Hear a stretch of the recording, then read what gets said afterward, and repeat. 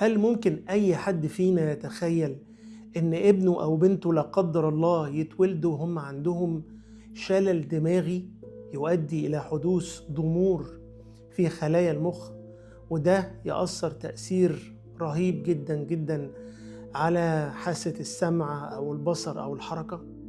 للأسف الشديد في أطفال كتير بتتولد بالكارثة دي. طبعا ده موضوع بيكون مؤثر عليهم في حياتهم تأثير محدش يقدر يتخيله. الأطفال دي للأسف بتعاني إنها تسمع أو تشوف أو تتحرك أو تتعامل بشكل طبيعي، لكن يبقى السؤال: هل ممكن يكون في طريقة لتحسين حياتهم، لإدماجهم في المجتمع بشكل صحي؟ بإذن الله فيه.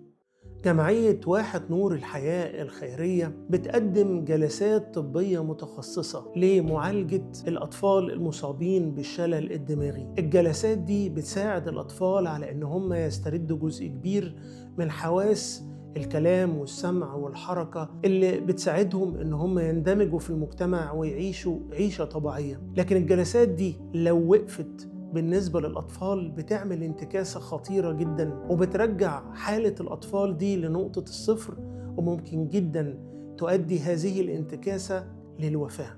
أطفال كتير اتعالجوا في جمعية واحد نور الحياة زي عبد الله قعد 15 سنة بياخد جلسات علاجية في الجمعية، والنهاردة ما شاء الله بقى طالب في كلية الإعلام وقادر إن هو يتعامل مع حياته بشكل طبيعي. الجمعية بتهدف إنها تجمع تبرعات لإتمام 60,000 جلسة. سعر الجلسة 205 جنيه فقط. تخيل إن حضرتك ب 205 جنيه ممكن تساعد في إعادة تأهيل طفل مصاب بالشلل الدماغي وتخليه يعيش حياة سعيدة مستقرة في مجتمعه.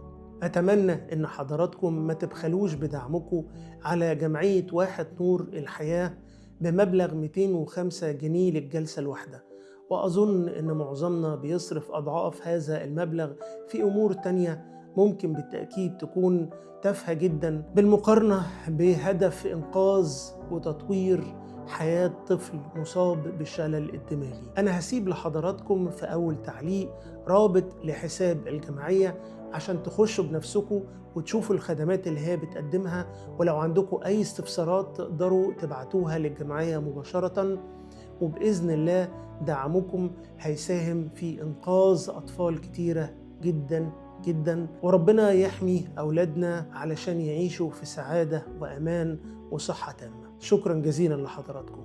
شريف حمدي.